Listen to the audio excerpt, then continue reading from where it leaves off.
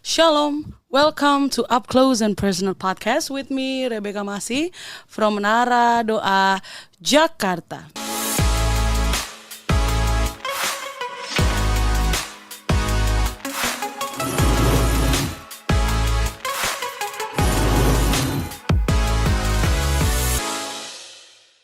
Hari-hari ini selain dari Gen Z atau generasi Z, lalu kita juga ada generasi milenial, kita juga mengenal yang namanya sandwich generation.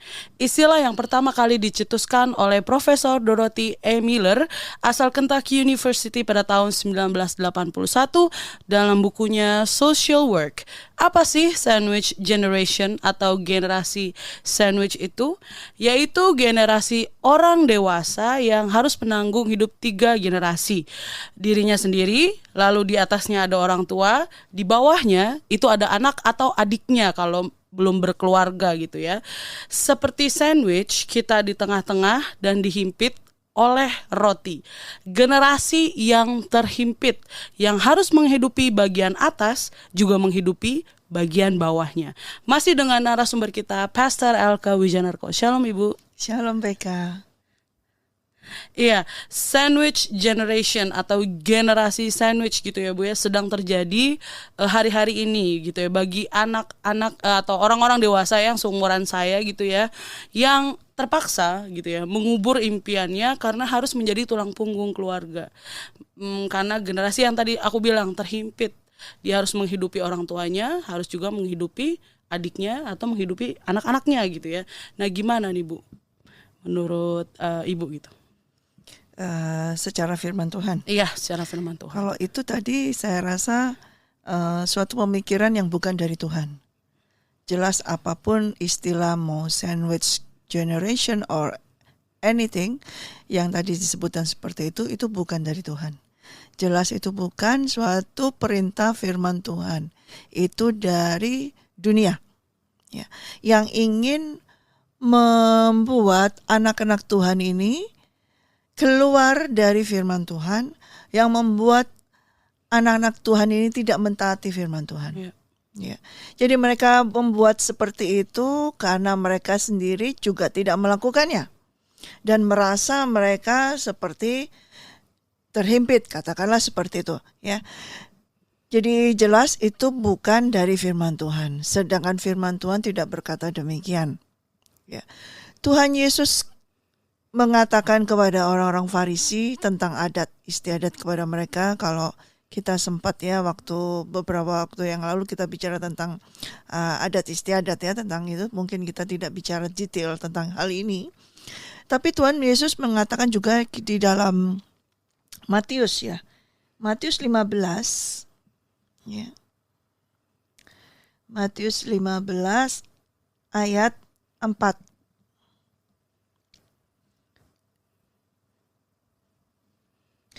Oke, kita mulai dari ayat pertama deh sebentar. Kemudian datanglah beberapa orang Farisi dan ahli Taurat dari Yerusalem kepada Yesus dan berkata, "Mengapa murid-muridmu melanggar adat istiadat nenek moyang kita? Mereka tidak membasuh tangan sebelum makan." Tetapi jawab Yesus kepada mereka, "Mengapa kamu pun melanggar perintah Allah demi adat istiadat nenek moyangmu? Sebab Allah berfirman, hormatilah ayahmu dan ibumu. Dan lagi siapa yang mengutuki ayahnya atau ibunya pasti dihukum mati.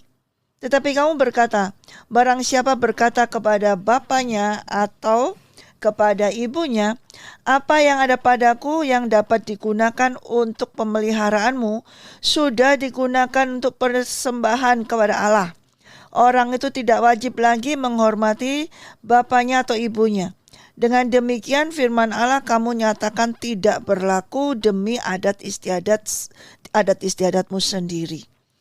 Kata Yesus, "Hai orang-orang munafik, benarlah nubuat Yesaya tentang kamu? Bangsa ini memuliakan aku dengan bibirnya, padahal hatinya jauh daripadaku. Percuma mereka beribadah kepadaku, sedangkan ajaran yang mereka ajarkan ialah perintah manusia." Jadi ajaran yang diajarkan tersebut atau teori atau apa saja pemikiran itu adalah dari manusia yang disampaikan oleh BK tadi. Sedangkan firman Tuhan ajarannya adalah menghormati orang tua. Tapi mereka ini sepertinya mereka menghormati orang tua. Tapi ketika tentang hal pemeliharaan kepada orang tua, mereka menolak. Dan sepertinya mereka rohani banget memberikannya untuk persembahan kepada Tuhan. Tapi itu semua adalah kebohongan. Ya, yang Tuhan kehendaki ketika menghormati orang tua bukan hanya berkata ya Bapak, ya Ibu, atau ya Pak, ya Ma, taat, tunduk, tapi dalam hal pemeliharaan itu juga sebagai bukti dari kehormatan kita kepada orang tua dan penghormatan kita kepada Tuhan. Dan itu juga adalah perintah Tuhan. Ketika Tuhan berkata hormatilah orang tuamu, masuk dalam 10 perintah, itu termasuk dengan menghormati dalam memelihara. Semuanya termasuk di situ. Selama Tuhan menyampaikan perintah tersebut, hormat kita itu bukan hanya sekedar hormat gitu aja, tapi dalam hal menolong, memelihara. Mungkin sakit, ada yang sakit, kita tolong. Apa saja yang kita bisa berikan kepada orang tua. Dan juga ketika Tuhan berkata kasihilah sesama manusia seperti dirimu sendiri. Sama juga mengasihi saudara kita yang di bawah kita. Ya, adik-adik kah, anak-anak kah, atau orang lain itu mengasihi seperti diri kita sendiri. Ya. Kalau dibilang seperti sandwich, seperti itu saya rasa tidak ya. Itu hanya pemikiran mereka yang merasa dirinya sendiri seperti itu. Tapi firman Tuhan tidak berkata demikian. Justru firman Tuhan berkata kalau kamu berbicara tentang firman Tuhan yang sebenarnya, ya itulah firman Tuhan dan itu kamu lakukan. Ya. Jadi ketika ada orang yang menyatakan hal-hal tersebut, ya saudara-saudara semua harus hati-hati. Bahwa tidak semua pemikiran itu berasal dari firman Tuhan. Ya. Dan seringkali kayaknya benar. Kita ini kan yang kerja sih, yang susah-susah, yang ini kenapa kita tidak merasakannya? Kenapa orang lain yang merasakannya? Kayaknya benar. Tapi belum tentu itu kebenaran firman Tuhan. Ya. Jadi kepada siapa kita mau hidup, menurut siapa, kebenaran siapa yang mau kita hidupi. Kalau kita mau hidup menurut berdasarkan kebenaran firman Tuhan, ya ikuti dengan sepenuhnya. Jangan seperti orang Farisi ini, hanya separuh atau sebagian atau malah tidak sama sekali, cuma topeng aja. Tapi sungguh-sungguh kita mau berbakti, mau beribadah, kita mau menghormati, takut akan Tuhan yang sungguh. Itulah ibadah. Iya. Beberapa acquaintance of mine gitu ya Bu, teman-teman aku juga banyak mengalami hal yang seperti ini ya Bu, merasa kalau mereka adalah sandwich generation, di mana mereka harus bekerja keras gitu ya, tadi aku bilang banting tulang, dan tidak menikmati hasilnya karena hasilnya harus dikasih ke orang tuanya atau ke adiknya gitu ya, karena ya gitu harus dibiayain gitu. Dan banyak dari antara mereka yang juga merasa tidak bahagia akan hal itu gitu kan. Kalau dalam firman Tuhan memang kan dibilang kalau kita harus menghormati ayah dan ibu gitu ya, supaya lanjut umurmu gitu kan. Tapi banyak yang kenyataannya mereka sudah berusaha gitu ya untuk merawat gitu ya. Cuman ada beberapa ya, kita kan tidak kita tidak minta dilahirkan, kita tidak tahu dilahirkan dari orang tua yang seperti apa gitu. Ada yang mungkin baik-baik saja orang tuanya, tapi ada juga yang tidak baik-baik saja gitu ya. Karena ketika mereka mulai awalnya tuh mereka tidak memperhatikan diri sendiri gitu ya Bu. Jadi udah semua penghasilan gue buat orang tua gue, buat adik gue gitu ya.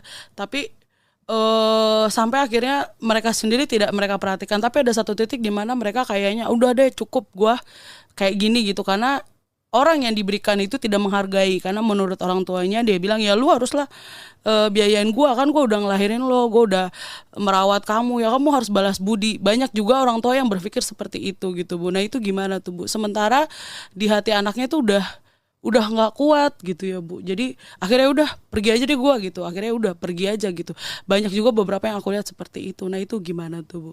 Situasi seperti itu bukan yang baru aja. Ya. Saya yang mengalaminya. Dari kecil pun saya hidupnya bekerja untuk keluarga. Untuk orang tua saya, untuk keluarga, untuk adik-adik saya. Ya, bahkan kadang-kadang ya untuk diri saya sendiri aja kadang tidak ada. Ya. Dan jadi itu bukan generasi sekarang. Saya sudah menghidupinya. Dan ketika saya melakukannya, saya tidak merasa tertekan seperti itu. Saya tidak merasa tidak bahagia. Ya. Karena ketika saya bisa melakukan itu bukan karena kekuatan saya. Itu karena kekuatan daripada Tuhan Yesus Kristus. Dan kalaupun saya sanggup bekerja, itu karena Tuhan Yesus Kristus. Dan ketika hasil saya terima, dan saya bertanya dan berdoa untuk siapa, dan Tuhan memberitahukan bahwa ada hal-hal yang harus dibiayai terlebih dahulu, dan saya lakukan itu, dan itu membawa suatu kebahagiaan bagi saya. Jadi hal tersebut, maaf BK, tidak sesuai dengan apa yang saya alami dalam kehidupan saya sejak dari kecil. Jadi bukan hanya yang baru, tapi ini hal sudah saya hidupi dan membuat saya bahagia. Justru ketika saya bisa beroleh karunia dari Tuhan, bekerja, dan bisa menghasilkan, itu karena kasih karunia Tuhan. Dan kemudian ketika itu bukan untuk diri saya sendiri, untuk orang lain, disitulah kebahagiaan saya. Dan itulah adalah sangat bahagia, membahagiakan saya. Dan kehidupan yang bisa memberi untuk orang lain, di situ kebahagiaan saya. Sampai hari ini kehidupan saya selalu memberi, selalu membagikan, selalu mendahulukan untuk orang lain. Dan itulah kebahagiaan saya. Ketika suatu saat saya kepingin bahagia, saya mencoba mencari untuk diri saya sendiri. Sempat saya keluar dari rumah. Saya mau hidup sendiri, mau untuk diri saya sendiri. Tetapi ternyata saya tidak merasakan suatu kebahagiaan. Dan sampai akhirnya saya harus menderita lagi. Dan Tuhan bawa kembali lagi ke dalam rumah orang tua saya. Dan disitulah saya menemukan kebenaran firman Tuhan.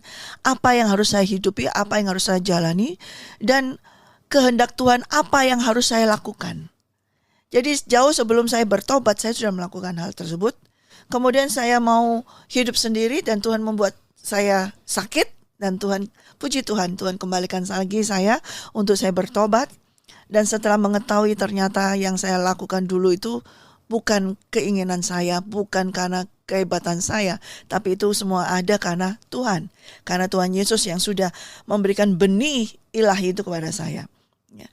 Tetapi yaitu karena pemikiran-pemikiran, karena masih muda, ada suatu dorongan-dorongan untuk hidup sendiri seperti itu.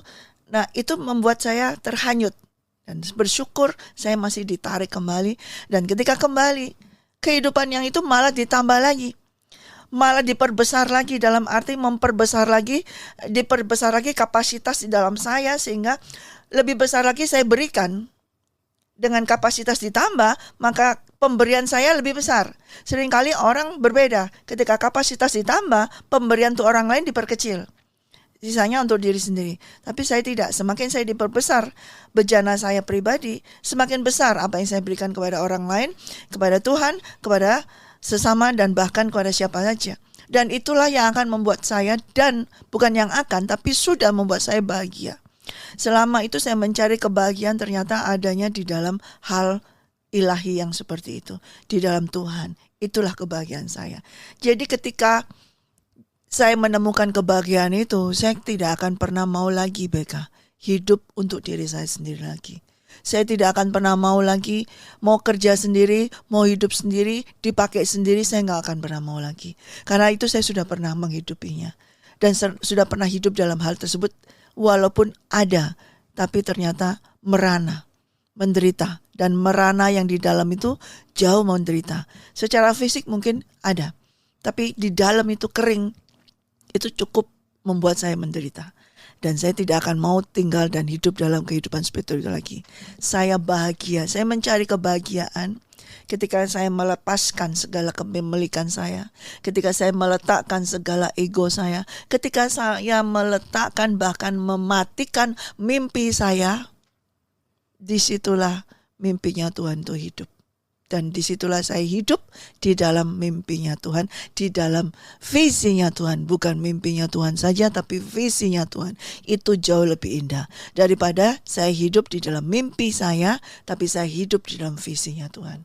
Itulah kebahagiaan. Iya, Bu. Tapi pada kenyataannya, Bu, kalau tadi Ibu bilang kan Ibu bahagia gitu ya. Tapi banyak juga yang aku temui tidak bahagia gitu ya, melakukan hal itu tersebut. Karena mereka mencapai fokus melihat kebahagiaan dari sudut yang salah. Ya, kalau mau melihat kebahagiaan, kalau dia mencari sendiri, hanya kebahagiaan tidak ada pada uang. Uang tidak akan bisa membahagiakan, kejayaan tidak akan bisa membahagiakan, kesuksesan tidak bisa membahagiakan. Tetapi ketika kamu berada di dalam Tuhan Yesus Kristus dan kamu melakukan kehendak-Nya, disitulah yang membahagiakan kamu. Itu saya alami juga. Kalau kita kejar kebahagiaan dengan kita mengejar bekerja keras, mengejar hasil yang banyak, justru tidak akan membuat kebahagiaan kepada kita. Mungkin bahagia tetapi semu. Hanya sementara, hanya sesaat. Tapi setelah terlewati hari demi hari, kamu akan merana lagi. Iya, kalau misalnya nih Bu ya, kita ada stuck di satu keluarga atau orang tua gitu ya. Yang tadi aku bilang, mungkin kalau ada yang orang tuanya tidak terlalu tidak terlalu minta, tapi mungkin ada juga gitu ya beberapa some of them yang menuntut anaknya gitu ya Bu. Untuk memberi gitu ya, lu tuh harus kasih makan gua, lu tuh harus ini gitu, karena gua udah bla bla bla bla bla gitu ya, sehingga akhirnya ya udah gitu dikasih lah gitu atau gimana. Tidak banyak juga gitu orang tua yang ya gitu lah Bu, yang membuat anak-anaknya itu jadi pahit gitu ya, jadi tidak bahagia melakukannya gitu ya, jadi terpaksa melakukannya gitu ya. Dan juga ada juga yang orang-orang yang kadang ya gitu ya, kalau aku lihat, aku perhatikan gitu ya, baik dari antara teman-teman juga segala macam gitu ya, yang aku riset dan itu gimana ya Bu ya, sedangkan dibilang kan ya itu tadi, balik hormati ayahmu dan ibumu, tapi ayah dan ibunya tidak pantas untuk dihormati karena begitu. Itu gimana tuh? Di dalam firman Tuhan di Efesus 6, firman Tuhan jelas di sini, perkataannya hanya ini aja. Hai anak-anak, taatilah orang tuamu dalam Tuhan, karena haruslah demikian. Hormatilah ayahmu dan ibumu. Ini adalah suatu perintah yang penting, seperti yang nyata dari janji ini, supaya kamu berbahagia dan panjang umurmu di bumi. Saya ulang lagi. Hormatilah ayahmu dan ibumu. Ini suatu perintah yang penting, seperti yang nyata dari janji ini, supaya kamu berbahagia dan panjang umurmu di bumi. Tidak ada perkataan hormatilah ayah ibumu kalau dia baik. Hormatilah ayah ibumu kalau dia tidak pernah minta-minta. Jadi perintah Tuhan tidak bisa diubah. Mau orang tuanya jahat, mau orang tua baik, mau orang tuanya seperti apa, perintah Tuhan adalah hormatilah ayah ibumu. Karena inilah yang membuat kamu bahagia. Tadi mencari kebahagiaan adanya di sini. Mau mencari panjang umur adanya di sini. Jadi dalam Efesus 5 ayat 6. Efesus 6 ayat 1 dan 2. Kalau saudara semua mau mencari kebahagiaan, hanya menghormati ayah ibu, titik. Nggak ada keterangan atau di dalam kurung kalau dia baik, kalau dia tidak pernah meninggalkanmu, kalau dia tidak pernah melantarkanmu. Tidak ada. Kalau engkau mau bahagia, turuti perintah Tuhan. Ini janjinya Tuhan. Dan di dalam perintah Tuhan ada janji. Di dalam janji ada kebenaran, ada berkat. Agak ini ya Bu ya, kalau untuk orang tuanya baik-baik sih fine-fine aja, tapi kalau untuk orang tua aku juga kadang suka mikir gitu. Betul, memang seperti itu. Tetapi kita memberikannya bukan hanya untuk orang tua. Kita hormat kepada orang tua itu, memang kita hormat kepada orang tua harus. Tapi di dalam penghormatan kita kepada ayah ibu, itu mengandung hormat kita dan takut kita kepada Tuhan. Itu yang jauh lebih penting. Tuhanlah yang membuat kita berbahagia. Tidak ada seorang pun manusia yang bisa membuat kita bahagia selain diri kita sendiri ketika kita melakukan pekerjaan Tuhan, ketika kita melakukan kehendak Tuhan, ketika kita takut akan Tuhan, ketika kita taat dan setia kepada Tuhan. Jadi kalau kita mau bahagia, kita harus taat dan setia akan perintah Tuhan. Dan ketika kita taat, menghormati orang tua, sekalipun apapun, kayak gimana pun, jahatnya seperti apa, tapi ketaatan, penghormatan, kasih yang kita berikan kepada mereka bukan pura-pura, bukan munafik. Tuhan sangat memperhitungkan itu dan Tuhan melihat hal tersebut. Dan Tuhan akan memberikan kepada seseorang itu yang taat dan setia melakukan perintahnya, yaitu semuanya, janjinya itu akan diturunkan. Jadi ketika kita menghormati orang tua, menghormati orang, ayah, ibu, ketika kita melihara mereka, secara fisik mungkin kita melihat mereka. Tapi jangan hanya berhenti di situ saja. Kalau kamu berhenti di situ, aku akan berhenti. Karena melihat orang tua ini gak benar, orang tua ini jahat, orang tua ini egois, orang tua ini serakah. Siapa sih yang gak serakah dan egois? Kita juga kan. Nah, siapa sih yang gak jahat? Kita juga kan. Jadi bukan orang tua kita saja, kita juga pernah dan bahkan masih ada loh benih tersebut. Kalau kita tidak terus berada di dalam hadirat Tuhan, terus menerus bergaul dengan Roh Kudus, benih iblis itu masih ada. Jadi bukan hanya orang tua kita yang jahat, kita pun jahat kalau kita melihat mereka jahat. Itu ada. Nah, ketika kita melakukan itu, kita tidak akan bahagia. Sampai kapanpun gak akan bahagia. Saya pernah hidup seperti itu. Ketika saya memandang, saya pikir orang tua saya jahat. Ternyata itu sudut pandang saya yang dibohongi oleh iblis. Menderita, saya menderita. Saya alihkan, saya melihat orang lain. Ini yang baik, ini yang sebetulnya pantas menjadi orang tua saya. Ini loh yang sebetulnya pantas jadi orang tua saya. Ternyata dia tuh yang gak baik. Dan itu Tuhan dibukakan. Ini loh. Ketika saya sakit kembali, yang merawat tetap orang tua saya. Yang menurut saya pada saat itu gak benar, gak baik. Tapi ternyata mereka yang merawat saya.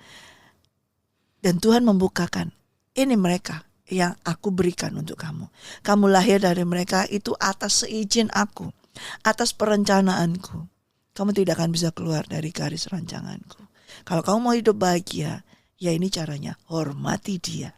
Hormati ayah ibumu. Titik. Ini yang aku berikan. Tidak ketika dia berbuat baik. Tidak ketika dia sayang padamu. Ya. Dari situ saya bertobat, saya mohon ampun kepada Tuhan, dan saya bertobat dan saya mohon ampun kepada orang tua saya, dan itu membuat hati saya lega dan bahagia. Ya, amin. Firman Tuhan ini yang membuat setiap dari kita itu berbahagia. Ya, kalau kita mau menerimanya ya Bu ya. Betul, harus mau nggak mau. Kalau kamu mau bahagia, ini syaratnya di sini. Siapa yang mau bahagia, ya ini yang jelas ya, supaya kamu berbahagia dan panjang umurmu di bumi. Nah, kebahagiaan tuh banyak dikejar orang. Tapi ketika mau menerima kebahagiaan, orang tuh tidak mau melakukan hal-hal yang menuju ke sana. Karena ketika mau berbahagia, dia harus melepaskan dulu ego. Dia harus melepaskan dulu segala kepemilikannya. Dia harus melepaskan dulu segala atribut-atribut apapun yang melekat pada dia. Mungkin kepada orang yang menjengkelkan dia, kepada orang yang mungkin membuat dia sengsara. Tapi ketika hal itu dilakukan, Tuhan gak tutup mata. Tuhan di surga melihat satu orang berbuat itu di ujung dunia, di tempat yang tersembunyi. Dia melihatnya dan dia akan mencurahkan rohnya yang kudus dan mencurahkan berkatnya, damai sejahtera. Nah, itu damai sejahtera itulah kebahagiaan kita. Amin. Satu pertanyaan lagi nih Bu. Okay. Jadi ada apa ya yang aku pernah baca gitu ya. Jadi ketika in a certain age gitu ya kan, kita kalau di luar negeri itu di umur 17 kamu harus pergi gitu ya, mandiri gitu ya. Kalau di kita kan customnya beda lagi, sampai kita menikah gitu ya, umur berapapun ya kita masih tinggal sama orang tua gitu. Nah, ada satu ini, jadi dia kakak beradik gitu ya, dan anak tengah gitu ya, terus merasa kalau kehidupannya itu kakak adiknya apa ya toksik ya, seperti minggu kemarin gitu ya, toksik sekali, lalu dengan orang tuanya yang membela antara kakaknya atau adiknya, sehingga dia seperti disisihkan gitu ya, hingga akhirnya dia mengambil kesimpulan, aku tidak keluarga ini toksik sekali gitu ya, daripada aku nanti jadi gimana, akhirnya aku pergi gitu. Maksudnya keluar dari rumah gitu, punya kehidupan sendiri. Nah, apakah itu gimana ya Bu? Maksudnya apakah itu kita memang ketika udah seperti itu gitu ya, udah nggak kuat lagi gue kalau udah tinggal di sini gitu ya, dengan keluarga yang tidak support, terus juga orang tua yang begitu juga gitu ya, nyeritain sampai ke tetangga-tetangga, diceritain tentang anaknya gitu ya. Gimana Bu, apakah aku harus stay gitu? Kalau aku harus stay gitu ya, berarti aku harus, wah udah berkecamuk lah, kayak gue nggak mau, ini kayak neraka gitu istilahnya. Apa atau aku harus keluar dari rumah ini? Ya udah bodo amat lah, gue tinggalin semuanya. Itu gimana Bu? Oke. Dalam hal tersebut, pertama tentunya kalau saudara tersebut ya harusnya dia bergaul dulu dengan Tuhan ya, berdoa terlebih dahulu dengan Tuhan. Apa yang dikehendaki oleh Tuhan? Ya, kalaupun Tuhan mengendaki dia tinggal di situ, pasti saya percaya Tuhan akan memberikan kekuatan kepada dia dan ada kebaikan nanti yang akan dia terima. Ada suatu waktu yang kemarin kita sampaikan ya, ada dampak nanti yang ini kan. Ya. Kalaupun Tuhan katakan kamu harus tinggalkan mereka, bukan berarti terus memutuskan ya, terputus sudah, oh senang deh sudah tidak ada tanggung jawab, tidak ini. Tetapi dalam hal Tuhan mau mungkin membuat seseorang ini untuk dewasa dalam rohani terlebih dahulu. Ya, tetapi sehingga ketika dia melihat dari sudut yang luar, malah dia bukan meninggalkan, malah dia malah support mereka, malah dia merasa aduh kasihan ya, harus ada yang memberitahukan seperti ini. Tapi sehingga ketika saat dikeluarkan, dia keluar dulu, dia tidak kena kontaminasi seperti itu, sehingga dia bisa menolong. Ya, mungkin ketika masih ada di dalam situ, ya ini dari sudut pandang Tuhan dan kita kadang-kadang berbeda. Ya, oleh karena itu kita perlu bergaul dengan Tuhan. Mana yang Tuhan kehendaki? Bisa saja tetap di rumah itu. Kalau Tuhan mengendaki pasti bisa, dan tetap bisa ada terjadi perubahan selama dia tetap terus bergaul dengan Tuhan. Tetap terus dia tertanam kepada Tuhan, dan tetap terus dia taat akan perintah Tuhan. Dan ketika dia harus katakan Tuhan, coba keluar dulu. Nah, supaya melihat dari sudut yang luar, dan Tuhan mau dealing dulu dengan orang ini untuk bisa dia lebih dekat lagi dengan Tuhan. Tapi saya percaya ketika Tuhan memerintahkan untuk keluar dulu, Tuhan tuh bukan hanya sekedar misahin terus udah begitu aja. Tuhan juga mau membangun kerohanian dari anak ini dan juga semuanya ini. Tapi caranya berbeda-beda. Nah, ini kembali lagi bukan saya yang bisa menentukan, tetapi orang tersebut yang harus berdoa, bergaul dengan Tuhan. Apa yang Tuhan kehendaki? Ya, di dalam satu rumah, di dalam luar rumah, kalau engkau tetap bergaul dengan Tuhan, di situ tetap ada kebahagiaan daripada Tuhan. Di situ tetap ada damai sejahtera daripada Tuhan. Kalau engkau rela mau bergaul dengan Roh Kudus. Amin. Ya. Terima kasih. Iya, sama-sama PK. Kita belajar hari ini gitu ya, tetap hormati orang tua kita apapun itu gitu ya, tidak ada dalam kurung kalau baik aja gitu ya, betul. Atau kalau kaya saja gitu ya, tidak gitu ya, apapun. Selama ini belum ada perubahan di Alkitab.